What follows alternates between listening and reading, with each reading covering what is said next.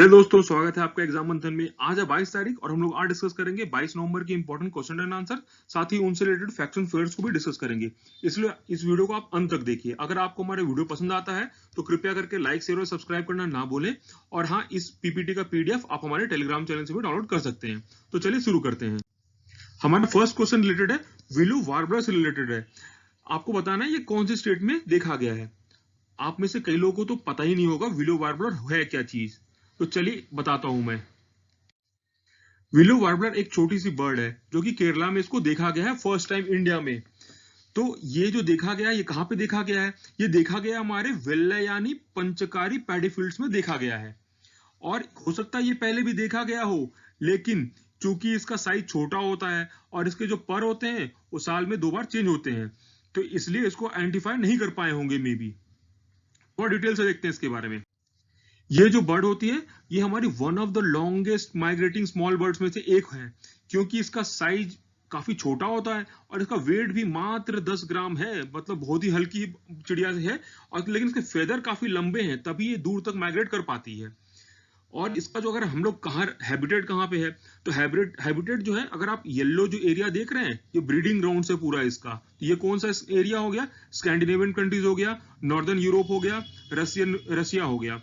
और जो इसकी जो है माइग्रेशन, ये क्या करती है, जब ठंड पड़ती है ये माइग्रेट करके अफ्रीकन रीजन में आ जाती है। इसलिए आपको ध्यान रखना है कि विलो वार्बलर क्या है। विलो वार्बलर एक छोटी सी बर्ड है और इसका जो आईयूसीएन स्टेटस है वो क्या है? वो लीस्ट कंसर्न है, मतलब कि इसका पॉपुलेशन काफी ज्यादा है। हमारा नेक्स्ट क्वेश्चन रिलेटेड है, इंटरनेशनल सोलर अलायंस से रिलेटेड है। आपको बताना है कौन सी दो कंट्री ने मिल करके इसको एस्टेब्लिश किया था। इंडिया और दूसरी कंट्री कौन सी है? तो सही आंसर है इसका फ्रांस। इंडिया ने फ्रांस के साथ मिलकर के इसको एस्टेब्लिश किया है। अभी हमारे जो हमारे पीएम और लग्जमबर्ग के पीएम जो जेवियर बेटल हैं, दोनों ने जेवियर बेटल ने डिसाइड किया कि वो इंटरनेशनल सोलर अलायंस में शामिल होंगे, इसलिए ये न्यूज में है। थोड़ा इसके बारे में देखते हैं। इंटरनेशनल सोलर अलायंस जो है ये बना था हमारा 2015 में। 2015 में जब हमारी सीओपी चल रही थी पेरिस में यूएनएफसीसीसी की, तो उसके तहत ये एस्टेब्लिश किया गया था और इंडिया और फ्रांस के द्वारा ये मेनली चालू किया गया है। अब इसमें फोकस एरिया क्या है? हमारे जो सन रेज है वो ज्यादा पड़ती है हमारी ट्रॉपिक ऑफ कैंसर और ट्रॉपिक ऑफ कैप्रिकॉर्न के बीच में। तो इसमें इन्होंने क्या किया कि जितने यहाँ पे मेजर कंट्रीज हैं जो इनके बीच लाई करती हैं या जहां पे सन की इंसिडेंस ज्यादा है, सबको एक साथ इकट्ठा किया और साथ ही इस अलायंस को बनाया। तो इसके जो प्रोस्पेक्टिव मेंबर हैं अभी करीब 121 हैं, सभी ने इसको रेटिफाई नहीं किया है। और इसकी हेडक्वार्टर कहाँ है? तो इसके हेडक्वार्टर हमारी गुरुग्राम में है, जो कि गुड़गांव के नाम से भी आप जानते हैं। और यहाँ पे एक इंस्टीट्यूट भी एस्टेब्लिश किया गया इसी के लिए। तो उसका इंस्टीट्यूट का नाम है national institute of solar energy. और क्या है कि थर्ड जो अभी असेंबली हुई थी, वर्चुअल असेंबली हुई थी, उसमें इंडिया और फ्रांस को प्रेसिडेंट और को प्रेसिडेंट दोबारा सिलेक्ट कर लिया गया है। ठीक है। और ये खास बात, एक बात और इंपॉर्टेंट है इस ऑर्गेनाइजेशन से कि ये एकमात्र ऐसा ऑर्गेनाइजेशन है जो सिर्फ एक सोलर एनर्जी पे फोकस करता है। और सबसे इंपॉर्टेंट बात, अभी जो है इंडिया वर्ल्ड में चीपेस्ट सोलर पावर बना रहा है। ठीक है, आपको ध्यान रखना है कि अभी चीपेस्ट सोलर पावर कौन सी कंट्री प्रोड्यूस कर रही है, तो उसका नाम है इंडिया। आगे बढ़ते हैं। अभी थर्ड क्वेश्चन हमारा रिलेटेड है, मिशन पूर्वोदय से रिलेटेड है। ये किस चीज से रिलेटेड है? रिवर लिंकिंग प्रोजेक्ट है, या फिर इंटीग्रेटेड स्टील हब से रिलेटेड है, रुपे कार्ड से लिंक्ड है, या फिर फ्लड मिटिगेशन प्रोग्राम है? इसका सही आंसर है ये हमारा जो है development of eastern India through establishment of integrated steel hub है, इससे ये लिंक्ड है। थोड़ा देखते हैं इसके बारे में। अभी हाल ही में हमारे जो स्टील मिनिस्टर हैं धर्मेंद्र प्रधान, उन्होंने क्या किया है कि एक मिशन पूर्वोदय को चालू किया है। इसका एम क्या है? इसका एम ये है कि ईस्टर्न इंडिया में जो जैसे कि स्टेट्स हो गए हमारे झारखंड, उड़ीसा, छत्तीसगढ़, वेस्ट बंगाल और northern part of Andhra Pradesh, जहां पे जो आयरन ओर की जो माइंस हैं वो काफी ज्यादा है, लेकिन वहां पे अभी भी वो स्टेट पिछड़े हुए हैं। तो यहाँ पे फोकस करके स्टील हब डेवलप करेंगे ताकि यहाँ पे एम्प्लॉयमेंट जनरेट हो, साथ ही हमारी जो इंटीग्रेटेड जो सप्लाई चेन है वो डेवलप होगी। इससे दोनों काम होगा, हमारा इकोनॉमी भी बढ़ेगी, एम्प्लॉयमेंट भी जनरेट होगा, सप्लाई चेन भी डेवलप होगा और हमारी एरिया भी डेवलप करेगी। तो हमारा मिशन पूर्वोदय रिलेटेड है, स्टील हब से रिलेटेड है, ये ईस्टर्न रीजन में। आगे बढ़ते हैं। अब हम आ रहा है ये क्वेश्चन रिलेटेड है नेशनल न्यूबॉर्न वीक से रिलेटेड है। इसका थीम क्या था? तो इसका सही आंसर है quality, equity, dignity for every newborn at every health facility and everywhere. थोड़ा इसके बारे में देखते हैं। ये नेशनल न्यूबॉर्न वीक जो है ये हमारा हर साल मनाया जाता है 15 नवंबर से लेकर के 21 नवंबर के बीच में। तो ये हम लोग मनाते क्यों हैं? तो मनाने का हमारा रीजन ये है कि जो छोटे बच्चे होते हैं उनमें जो मोर्टेलिटी रेट काफी ज्यादा होती है, तो उनके प्रति हमें अवेयरनेस क्रिएट करना है ताकि हमारी इन्फेंट मोर्टेलिटी रेट काफी कम हो जाए। तो इसी के लिए अवेयरनेस क्रिएट करने के लिए हम लोग ये नेशनल न्यूबॉर्न वीक मनाते हैं। अब ये किसके द्वारा चालू किया गया था? ऑब्वियसली ये जो हमारे हेल्थ मिनिस्टर हैं, तो हेल्थ मिनिस्टर के द्वारा ही चालू किया गया होगा क्योंकि ये हेल्थ से रिलेटेड है। तो हमारे हेल्थ मिनिस्टर कौन है? तो हमारे हैं हेल्थ मिनिस्टर हर्षवर्धन, हमारे हेल्थ मिनिस्टर हैं। अब हमारी 2019 में इन्फेंट मोर्टेलिटी रेट 32 थी, ये भी आपको ध्यान रखना है। हमारा नेक्स्ट क्वेश्चन रिलेटेड है लिक्विफाइड नेचुरल गैस से रिलेटेड है। तो इसका फर्स्ट स्टेटमेंट है it is natural gas predominantly methane with mixture of ethane. इसका सेकंड ऑप्शन है it causes very less pollution than diesel but it is 40% costlier than that. तो इसका सही आंसर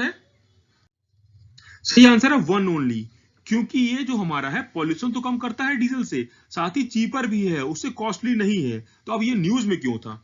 अभी न्यूज में इसलिए था क्योंकि हमारे जो मिनिस्ट्री ऑफ पेट्रोलियम है, मिनिस्टर जो हमारे पेट्रोलियम कौन है? तो धर्मेंद्र प्रधान है। इन्होंने क्या किया है कि अभी 50 एलएनजी जो पेट्रोल पंप्स हैं उनका फाउंडेशन रखा है। फाउंडेशन कहां पे रखा है? ये कहां कहां लोकेटेड है? तो ये हमारे गोल्डन क्वाड्रिलेटरल हो गया और मेजर हाईवेज हैं उस पे लोकेटेड है ये 50 एलएनजीज।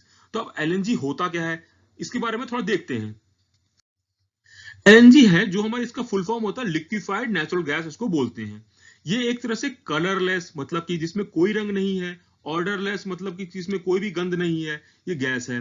कलरलेस ऑर्डरलेस गैस है जिसमें कि मीथेन की मात्रा 85 to 90% होती है। अब बाकी जो बच गया वो क्या होता है? इथेन होता है, प्रोपेन, बुटेन या नाइट्रोजन होता है। इसको हम लोग लिक्विफाई करके भेज से फायदा क्या होता है कि हमें इसको ट्रांसपोर्टेशन में काफी आसानी से हो जाता है। और ये जो है काफी इंपॉर्टेंट इसलिए है क्योंकि ये हमारे डीजल से 40% चीपर है। समझ में आया? और साथ ही ये पॉल्यूशन भी कम करता है, तो मतलब ये एनवायरमेंट फ्रेंडली भी है। तो मतलब हमारे दोनों काम का है। और ऊपर से क्या है कि हमारे जो ट्रक्स में जो इमिशन होती है एसओटी सल्फर डाइऑक्साइड की, वो भी काफी कम कर देता है। नाइट्रोजन ऑक्साइड की इमिशन भी काफी कम कर देता है। तो इसलिए हम लोग एलएनजी को डीजल को हम लोग रिप्लेस कर सकते हैं एलएनजी से ट्रक्स में, और साथ ही शिपिंग इंडस्ट्री में जहां जहां डीजल यूज होता है। तो अभी हमारा गवर्नमेंट का टारगेट ये है कि एलएनजी स्टेशन एस्टैब्लिश करना है, हर 200-300 किलोमीटर पे चालू करना है गोल्डन क्वाड्रिलेटरल पे, और अगले 3 साल में करीब 1000 एलएनजी स्टेशन लगा देने हैं। अब हमारा देखना है, ये एक चीज और इंपॉर्टेंट बात बता दें आपको कि हमारी जो वर्ल्ड की लार्जेस्ट एलएनजी एक्सपोर्टर कौन सी है? ये है ये कंट्री का नाम है कतर। ये कतर कहां पे है? ये हमने कई बार डिस्कस किया है।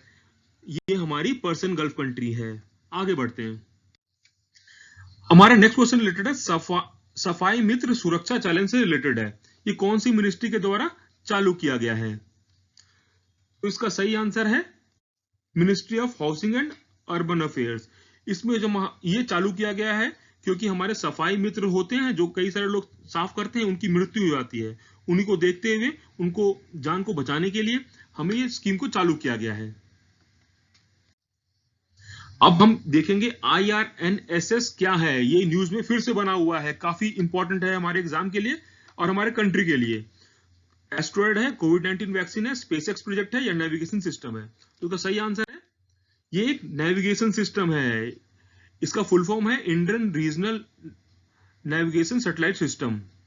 ये अभी न्यूज में क्यों है? क्योंकि इंडिया 4th कंट्री बन गई है वर्ल्ड में जिसको कि इंटरनेशनल मैरीटाइम ऑर्गेनाइजेशन के द्वारा सैंक्शन मिल गया है कि वो अपना सैटेलाइट सिस्टम में हम लोग मैरिन एरिया में यूज कर सकें। तो हम ये देखेंगे आईएमओ है क्या चीज। आईएमओ है एक ये यूएन की एजेंसी है, यूएन की स्पेशलाइज एजेंसी है जो कि सेफ्टी सिक्योरिटी जो और साथ में हमारी मैरिन का जो पॉल्यूशन है उसको देखती है। अब हम लोग देखेंगे IRNSS के बारे में।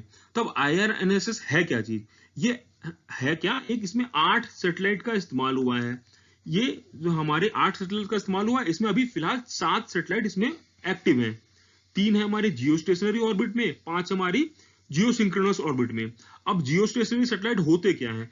ये सैटेलाइट करीब 36,000 किलोमीटर पे होते हैं और ये अर्थ के इक्वेटर पे रीजन पे ही घूमते रहते हैं। मतलब ये अगर आप किसी भी न्यू दिल्ली पे हैं, ये सैटेलाइट अगर वहीं पे देख रही तो 24 घंटा ये वहीं पे देखते रहेगी। इसलिए काफी इसका इंपॉर्टेंट बनता है हमारे नेविगेशन सिस्टम में। अब इसका ऑब्जेक्टिव क्या है? इसका ऑब्जेक्टिव इसलिए हम लोग चालू किए थे ताकि हम लोग आराम से अपना खुद का इंडिजिनस जो सिस्टम डेवलप किया गया है कि हमें रिलायबल लोकेशन प्रोवाइड किया जाएगा, जिससे कि कहीं भी लड़ाई झगड़ा हो जाए हमारे किसी कंट्री के साथ तो हमें किसी दूसरी कंट्री पे डिपेंडेंट नहीं रहना पड़े। तो इसकी एरिया कितनी पड़ती है? तो इसकी एरिया पड़ती है करीब 1500 किलोमीटर इसका रेंज है। तो नाविक का फुल फॉर्म क्या है? तो नाविक का फुल फॉर्म है नेविगेशन विद इंडियन कॉन्स्टलेशन, इसका फुल फॉर्म है। अब इसमें 2 तरह के सिग्नल प्रोवाइड की जाती हैं। एक होता है स्टैंडर्ड पोजीशनिंग सिस्टम और दूसरी होती है रिस्ट्रिक्टेड सर्विस। तो स्टैंडर्ड पोजीशनिंग सिस्टम हमारी सिविलियन यूज के लिए होंगी और रिस्ट्रिक्टेड सर्विस हमारी डिफेंस फोर्सेस के लिए यूज की होंगी। आगे बढ़ते हैं। अभी हाल ही में आनंदा नाम से कुछ न्यूज में था, ये आपको बताना है ये क्या है। कोई बायलैटरल आर्मी एक्सरसाइज है इंडिया अफगानिस्तान के बीच में, या reusable sub orbital rocket system है, या फिर स्पाइसी ऑफ पाइपवर्ड्स इन महाराष्ट्र है, या फिर business digital application by LIC है। तो उसका सही आंसर है ये बिजनेस डिजिटल एप्लीकेशन LIC के द्वारा चालू किया गया है। इसका फायदा ये होगा कि वो लोग पूरे प्रोसेस को कंप्लीट कर लेंगे बिना फिजिकल मीटिंग के, कस्टमर से बिना मिले हुए वो पूरा फॉर्म हम भर लेंगे। तो ये एक तरह से टोटल पेपरलेस और कंप्लीटली डिजिटल हमारा जो टारगेट है डिजिटल इंडिया का, उसको हम लोग आगे बढ़ा रहे हैं। तो आपको ध्यान रखना है आनंदा हमारा LIC से रिलेटेड है। अब वर्ल्ड फिशरीज डे कब मनाते हैं? तो इसका ओरिजिन कब हुआ था? ये ओरिजिन हुआ था इसका हमारे 1997 में, जब world forum of fish harvester and fish worker की मीटिंग हुई थी न्यू दिल्ली में, और तब एस्टेब्लिश किया गया था वर्ल्ड फिशरीज फोरम। 18 कंट्रीज ने मिलकर के चालू किया था। ये चालू किया था ताकि हमें फिशिंग, सस्टेनेबल फिशिंग को प्रमोट कर सकें। ये कब मनाया जाता है? ये हमारा मनाया जाता है 21 नवंबर को। इसका थीम क्या था? इसकी जो थीम है वो है social responsibility in the fisheries value chain. अब इसके अंतर्गत 3 अवार्ड भी दिए गए थे 21 तारीख को। तो उत्तर प्रदेश को अवार्ड मिला था हमारा इनलैंड फिशरीज में, और हमारे उड़ीसा को मिली थी अवार्ड मिला था बेस्ट मैरीन स्टेट के लिए, और असम को अवार्ड मिला था हमारा बेस्ट हिली एंड नॉर्थ ईस्टर्न स्टेट्स के लिए। अब आगे बढ़ते हैं। अभी हाल ही में which country has approved the first self testing kit to detect corona virus? USA, UK, China, India. तो इसका सही आंसर है USA। अभी हाल ही में एक बुक काफी न्यूज में है, पोर्ट्रेट्स ऑफ पावर। ये किनके द्वारा, इसके ऑथर कौन है? वाईवी रेड्डी, NK सिंह, रमेश पोखरियाल या अजय माकन? तो इसका सही आंसर है NK सिंह। NK सिंह इनकी ऑटोबायोग्राफी है ये अभी आपको ध्यान होगा NK सिंह जो हमारे 15th फाइनेंस कमीशन के भी हेड हैं, जिन्होंने अभी रिपोर्ट प्रेसिडेंट को सबमिट किया है। इसी के साथ हमारा आज का क्वेश्चन आंसर का सेशन समाप्त होता है। आशा करते हैं आपको हमारा वीडियो पसंद आया होगा। अगर आपको हमारा वीडियो अच्छा लगे तो कृपया करके लाइक, शेयर और सब्सक्राइब करना ना भूलें। और हाँ, इस PPT का PDF आप हमारे टेलीग्राम चैनल से भी डाउनलोड कर सकते हैं। तो फिर चलिए कल मिलते हैं। धन्यवाद।